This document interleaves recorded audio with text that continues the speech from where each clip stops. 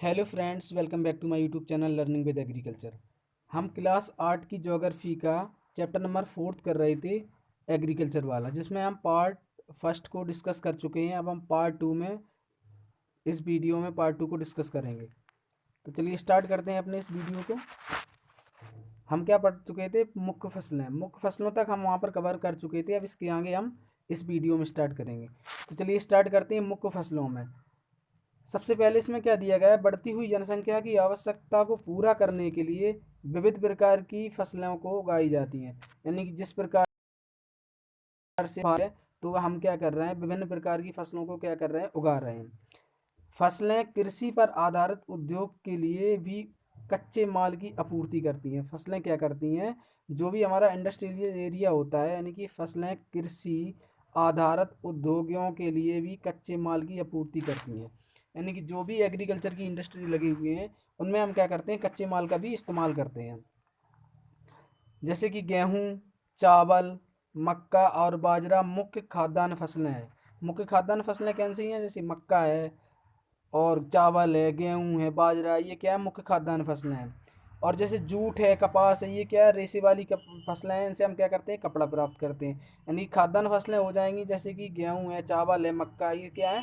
बाजरा है, ये खाद्यान्न फसलें हैं। ये क्या है? अनाज फसलें हैं, जिनको हम फीड करते हैं या खाते हैं। इसके बाद में ये कपास और जूट दिया गया। ये कैसी रेशे वाली फसलें हैं, जो हमारे क्या करती हैं? कपड़ा के लिए हम इस्तेमाल करते हैं। रेशे वाली फसलों को कपड़ा बनाने के लिए, जैसे कपास से कॉटन बनाया जाता है, कॉटन का कपड़ा बनाया जाता है। इस प्रकार से रेशे वाली फसलें हैं कपास और जूट। इसके बाद में दिया गया है चाय और कहवा। कहवा मतलब कॉफ़ी। ये कैसी फसलें हैं? ये दो फसलें ऐसी दी गई हैं जो कि ड्रिंक के लिए हैं, पीने के लिए हैं, जिनको हम क्या करते हैं? पेय पदार्थों के रूप में इस्तेमाल करते हैं। तो सबसे पहले देख लेते हैं हम अपनी खाद्यान्न फसलों में से। सबसे पहले चावल की क्रॉप दी गई है। चावल के बारे में पढ़ते हैं। यह विश्व की मुख्य खाद्यान्न फसल है। ये क्या है? विश्व की एक मुख्य खाद्यान्न फसल है। सबसे ज़्यादा मात्रा में इसको विश्व में उगाया जाता है। यह उष्णकटिबंधीय और उपोष्णकटिबंधीय प्रदेशों के लिए मुख्य आहार है। यानी कि जहाँ की सीजनल जलवायु कैसी होती है? उष्णकटिबंधीय और उपोष्णकटिबंधीय। चावल के लिए उच्च तापमान। चावल के लिए कैसा होना चाहिए? अधिक तापमान होना चाहिए। और अधिक आर्द्रता, यानी कि ह्यूमिडिटी भी होनी चाहिए। वो कैसी होनी चाहिए? अधिक होनी चाहिए। एवं वर्षा होती है, यानी कि अधिक वर्षा की आवश्यकता होती है। यह फसल यह फसल चीका युक्त जलोढ़, यानी कि चीका युक्त मतलब जलोढ़ मृदाएं होती हैं, चीका मिट्टी बोलते हैं जिसको हम।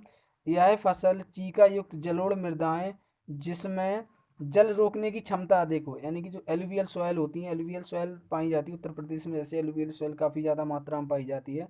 तो जो एलुवियल सॉयल होती हैं वो कैसी होती हैं? जो एलुवियल सॉयल वे सॉयल होती हैं जो गंगा यमुना के बहाव से जो मृदाएं ले आके इकट्ठी कर दी जाती हैं, उन्हें हम जलोढ़ मृदाएं या एलुवियल सॉयल बोलते हैं। तो उनमें क्या होता है? पानी रोकने की ज़्यादा अधिक क्षमता होती है। मृदा जिनमें जल रोकने की क्षमता हो, में सर्वोत्तम ढंग से बढ़ती है। यानी कि जो हमारी धान की क्रॉप है, वो किस प्रकार की मृदा में उगाते हैं? जलोढ़ मृदा, जिनमें जल रोकने की क्षमता अच्छी हो। उनमें क्या होता है? क्रॉप ज़्यादा अच्छे से बढ़ती है। चीन चावल उत्पादन में अग्रणी, यानी चावल उत्पादन में जो है ना, वो चाइना फर्स्ट नंबर पे। इसके बाद क्रमशः भारत का नाम आता है, नंबर आता है। फिर इसके बाद में जापान का आता है, फिर श्रीलंका और मिस्र के स्थान आते हैं। अनुकूल जलवायु दशाएं, जैसे पश्चिमी बंगाल और बांग्लादेश में एक वर्ष में 2 या 3 फसलें उगाई जाती हैं। यानी कि भारत में क्या है? भारत में भारत में पश्चिम बंगाल वाला एरिया है, वो चावल का प्रोडक्शन सबसे ज़्यादा करता है। भारत का क्या है? पश्चिम बंगाल वाला एरिया चावल का प्रोडक्शन सबसे ज़्यादा करता है। और यहाँ पे तीनों मौसमों में चावल उगाया जाता है। जैसे आउस है, अमन है और बोरो है। ये तीनों प्रकार के राइस कहाँ उगाए जाते हैं? वेस्ट बंगाल में उगाए जाते हैं। चलिए आगे देखते हैं। आगे खाद्यान्न क्रॉप हमारी दी गई है वीट। चलिए वीट के बारे में पढ़ लेते हैं। वीट मतलब गेहूँ। गेहूँ के वर्धन काल में क्या होता है इसमें? मध्यम तापमान, यानी कि कम कम तापमान एवं वर्षा शस्य बर्तन शस्य शस्य कर्तन सॉरी बर्ता शस्य कर्तन के समय तेज धूप की आवश्यकता होती है। देखो, शस्य कर्तन का मतलब है, इसमें लिखा है शस्य कर्तन मतलब जब हार्वेस्टिंग समय हो, कटाई का समय हो। शस्य कर्तन मतलब कटाई का समय हो। तब हमें कैसी जलवायु की आवश्यकता पड़ती है? तेज धूप की आवश्यकता पड़ती है। जब फसल की कटाई होती है, हम फसल की कटाई, गेहूं की फसल की कटाई कब करते हैं? अप्रैल और यानी कि मार्च और अप्रैल में हम गेहूं की कटाई करते हैं तो उस समय क्या हो जाती है, तो तेज धूप हो जाती है। और जब गेहूं की बुवाई का समय होता है, गेहूं के बुवाई का समय होता है तो उस समय क्या होता है, मध्यम तापमान रहता है और अच्छी जलवायु होनी चाहिए। वर्षा उस समय, भूमि में नमी होनी चाहिए और मध्यम तापमान होना चाहिए। इसके बाद में दिया गया है, इसका विकास सुअपवाहित दोमट भूमि में सर्वोत्तम ढंग से होता है। जो अभी हम पढ़ के गए थे, हमने वहाँ पर क्या पढ़ा था, जलोढ़ मिट्टी और यहाँ पर क्ले मिट्टी जो दोमट होती है, दोमट मृदाएं होती हैं, इन्हें हम बोलते हैं सैंडी सॉयल। तो इस प्रकार की सैंडी सॉयल जो होती है ना, वो क्या होती है, गेहूं की फसल के लिए सबसे ज़्यादा उत्तम मृदाएं मानी जाती हैं। गेहूं संयुक्त राज्य अमेरिका, कनाडा, अर्जेंटीना, रूस, यूक्रेन, ऑस्ट्रेलिया और भारत में विस्तृत रूप में उगाया जाता है। भारत में या शीत ऋतु में भी उगाया जाता है। भारत में क्या करते हैं, शीत ऋतु में उगाया जाता है। अब इसके बाद में हम पढ़ते हैं मिलेट। मिलेट मतलब मोटे अनाज वाली फसलें, जैसे कि बाजरा है। बाजरा के बाद में हमारा जो कि सोरगम है, ज्वार बोलते हैं जिसको।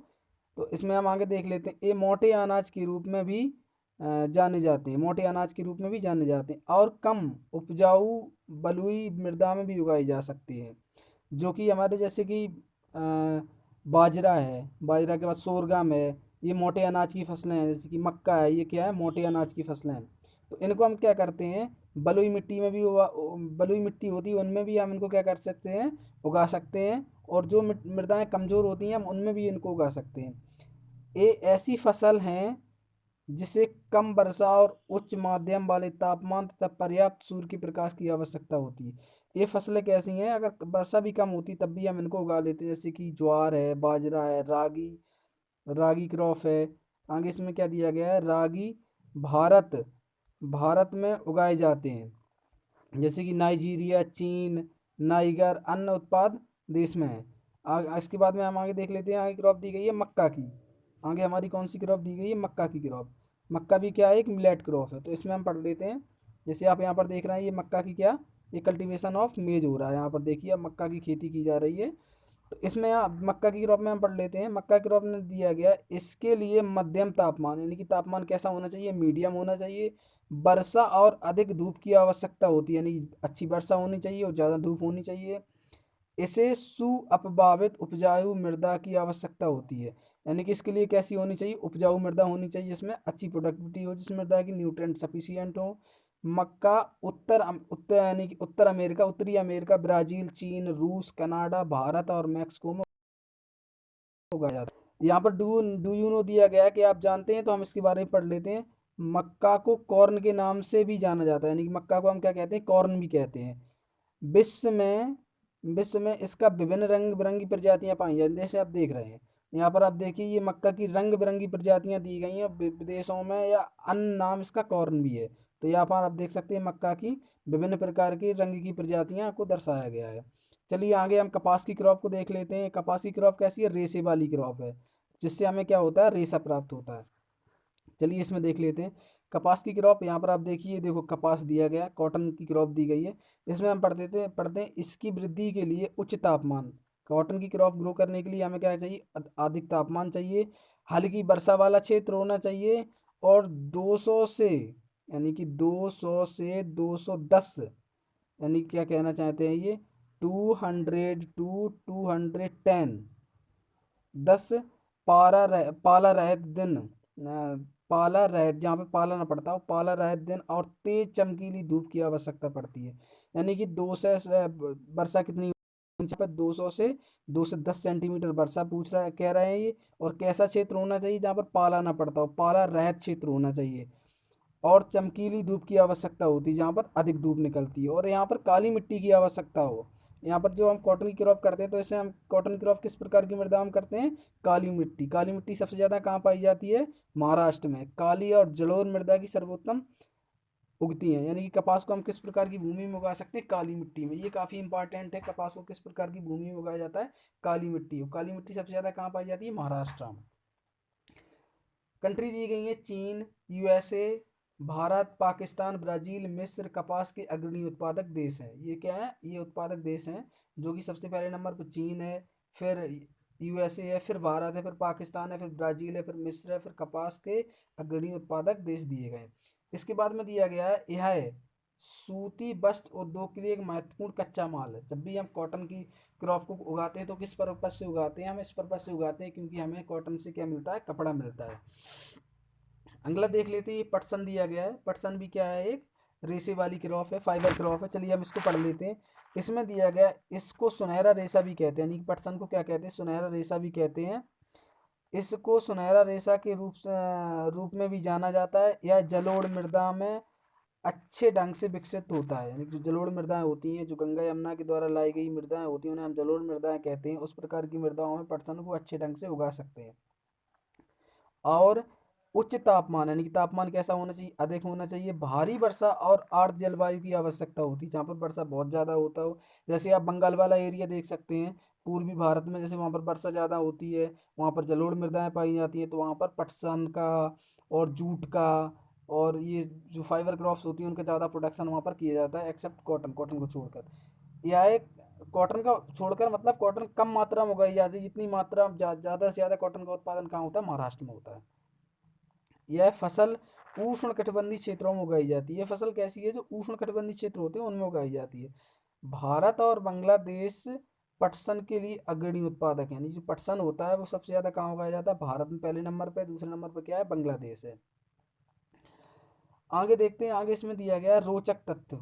तो रोचक तत्व में हम थोड़ा पढ़ लेते हैं, ये काफ़ी इंपॉर्टेंट होते हैं, जो डू यू नो रोचक तत्व दिए जाते हैं। तो चलिए इनको हम पढ़ लेते हैं। रोचक तत्व में क्या दिया गया है, रोचक तत्व में दिया गया है, सबसे पहले कॉफ़ी के पौधे की खोज किसने की थी, यानी कि कॉफ़ी के बारे में दिया गया है। जो प्लांटेशन क्रॉप है कॉफ़ी, उसकी खोज के बारे में दिया गया है। तो देखो, कॉफ़ी की खोज के विषय में विभिन्न कहानियाँ प्रचलित हैं। इसमें क्या है, विभिन्न कहानियाँ प्रचलित हैं। लगभग 8 से 50 ईस्वी, जो 8 से 50 ईस्वी में कालदी नाम एक अरबवासी, कालदी क्या था, कालदी नाम का एक क्या था, अरबवासी था, जो बकरी चराने वाला था, जो क्या था, बकरी चराने वाला था। अपनी बकरियों की अनोखी उछल कूद और हरकतों को देखकर परेशान था। एक दिन एक दिन उसने क्या किया, एक दिन उसने भी क्या लिखा है, एक दिन उसने भी उस सदाहरित पौधे की फलियों को चखकर देखा, जिस जिन्हें उसकी बकरियां प्रतिदिन खाया करती थीं। उसने आनंद के भाव का अनुभव करने के बाद अपनी खोज के विषय में संसार को बताया। यानी कि ये कहना चाहते हैं, ये थोड़ा डिस्प्ले थोड़ी छोटी है तो इस वजह से मैं पढ़ने में थोड़ी परेशानी हो रही थी। इसमें ये कहना चाहते हैं, जो ये जो थे कालदी, ये अरब थे, इन्होंने देखा कि कॉफ़ी की जो पत्तियां हैं, क्या है, कॉफ़ी की जो पत्तियां हैं, उन पत्तियों को इनकी बकरियां खा रही थी। तो बकरियां जब इन पत्तियों को खा लेती थी, कॉफ़ी की पत्तियों को जब बकरियां खा लेती थी, तो वो क्या करती थी, ज़्यादा उछल कूद करती थी। तो इसने क्या किया, इसने उन पत्तियों को खाकर चखा, तो इसने समझ में आया कि हाँ ये कुछ नशे वाली चीज़ें हैं। तो इस प्रकार से इसने कॉफ़ी के बारे में पूरे विश्व के लोगों को बताया। सिर्फ इतना दिया गया है।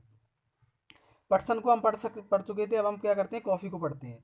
चलिए, कॉफ़ी में दिया गया है, इसके लिए गर्म एवं आर्द्र जलवायु और अपवाहित दोमट मृदा की आवश्यकता होती है। इस फसल की वृद्धि के लिए पर्वतीय ढाल अधिक उपयुक्त होते हैं। ब्राज़ील कॉफ़ी का अग्रणी उत्पादक है। इसके इसके पश्चात कोलंबिया और भारत। यानी कि ये कहना चाहते हैं, जो कॉटन की जो ये क्या नाम से जो कॉफ़ी होती है, कॉफ़ी की क्रॉप होती है, कैसी होती है, पर्वतीय ढालों में होती है। और यहाँ पर कैसी दोमट मृदाएं होनी चाहिए, तापमान कैसा होना चाहिए, गर्म एवं आर्द्र जलवायु होनी चाहिए। इस प्रकार की मृदाएं कहाँ, जैसे कोलंबिया और भारत में है, तो यहाँ पर कॉफ़ी का प्रोडक्शन काफ़ी ज़्यादा होता है। चलिए आगे पढ़ लेते हैं। आगे चाय, अगली क्रॉप हमारी प्लांटेशन क्रॉप में चाय दी गई है। यहाँ पर आप देख सकते हैं चाय का रोपण किया गया है। तो ये देखिए, चाय प्राप्त हो रही है, यहाँ पर ये वर्कर लगे हुए हैं। तो यहाँ पर आप देखिए चाय की क्रॉप के बारे में, तो चाय की क्रॉप के बारे में हम पढ़ते हैं। बागानों में उगाई जाने वाली एक पेय फसल है। ये फसल कैसी है, इसके चाय के बड़े बड़े गार्डन होते हैं जिनमें इनको उगाया जाता है। ये पेय फसल है, जिनको हम क्या करते हैं, ड्रिंकिंग के रूप में इस्तेमाल करते हैं। इसकी कोमल पत्तियों की वृद्धि के लिए ठंडी जलवायु की आवश्यकता पड़ती है। यानी कि जो इनकी जब कोमल पत्तियों की वृद्धि होती है तो कैसी जलवायु होनी चाहिए, ठंडी जलवायु होनी चाहिए। और वर्षा भी कैसी होनी चाहिए, बस वर्ष भर वर्षा होनी चाहिए। और वर्षा की उच्च आवश्यकता भी होती है, वर्ष भर वर्षा होनी चाहिए और अधिक मात्रा में आवश्यकता पड़ती है। इसके लिए दोमट मृदाएं और मध्य ढाल वाली यानी कम ढाल वाली मृदाओं की आवश्यकता पड़ती है। पत्तियों को चुनने के लिए अधिक संख्या में श्रमों की आवश्यकता पड़ती है। जैसे आप देख सकते हैं बहुत सारे यहाँ पर वर्कर क्या है लगे हुए हैं, इनको क्या करने के लिए, पत्तियों को चुनने के लिए, पत्तियां इकट्ठी करने के लिए। तो इनका कहने का मतलब है जो जो चाय होती है वो कैसे जलवायु में होती है, ठंडी जलवायु में होती है, वर्षा बरसात होनी चाहिए। और जो ढाल होती है वो मृदा की कम ढाल होनी चाहिए।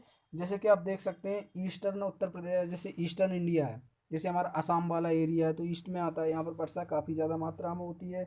और यहाँ पर अंडुलेटिंग सॉइल भी पाई जाती है, ऊंची नीची मृदाएं पाई जाती हैं। इस वजह से क्या करते हैं यहाँ पर चाय की कृषि सबसे ज़्यादा मात्रा में होती है। चलिए आगे देख लेते हैं। आगे दिया गया है, थोड़ा इसको पढ़ लेते हैं। यहाँ पर दिया जो गया है, क्या आप जानते हैं, क्या आप जानते हैं को पढ़ लेते हैं तो ज़्यादा इंपॉर्टेंट दिया जाता है ये वाला पोर्शन। इसमें लिखा है क्या आप जानते हैं। देखो, खाद्य सुरक्षा तभी बनी, यानी कि खाद्य सुरक्षा तभी बनी रहती है जब सभी व्यक्तियों को क्रियाशील और स्वस्थ जीवन जीने के लिए आहार की आवश्यकता और प्राथमिकता के आधार पर हर समय पर्याप्त पर्याप्त सुरक्षित और पौष्टिक खाद्य पदार्थ की सुविधा उपलब्ध हो। चलो, इसमें कुछ खास नहीं दिया गया है, सिर्फ समझने वाली चीज़ें दी गई हैं। इसमें हम पढ़ते हैं डेवलपमेंट ऑफ एग्रीकल्चर को, यानी कि कृषि के विकास के बारे में हम थोड़ा पढ़ लेते हैं, कैसे कृषि का हुआ है। तो चलिए हम स्टार्ट करते हैं डेवलपमेंट ऑफ एग्रीकल्चर यानी कि कृषि के विकास को। कृषि विकास एक संबंध बढ़ती जनसंख्या।